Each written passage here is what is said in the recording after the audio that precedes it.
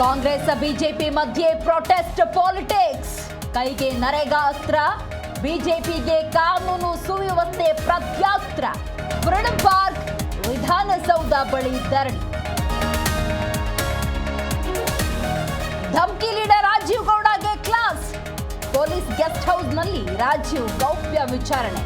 ಮಧ್ಯಾಹ್ನ ಶಿಡ್ಲಘಟ್ಟ ಜೆಎಂಎಫ್ಸಿ ಕೋರ್ಟ್ಗೆ ಹಾಜರು.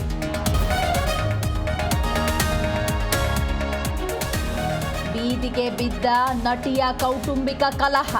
ನಿನ್ನನ್ನ ರೇಪ್ ಮಾಡ್ತೇನೆ ಅಂತ ಬೆದರಿಕೆ. ನಟಿ ಕಾವ್ಯ ಗೌಡ ಪತಿ ಸೋಮಶೇಖರ್ ಮೇಲೆ ಹಲ್ಲೆ.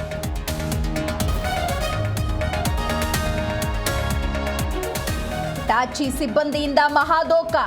ಎಟಿಎಂಗೆ ತುಂಬಲು ನೀಡಿದ್ದ 1.37 ಕೋಟಿ ಹಣ ಲೂಟಿ. ಕೋರಮಂಗಲ ಠಾಣೆಯಲ್ಲಿ 2 ಎಫ್ಐಆರ್.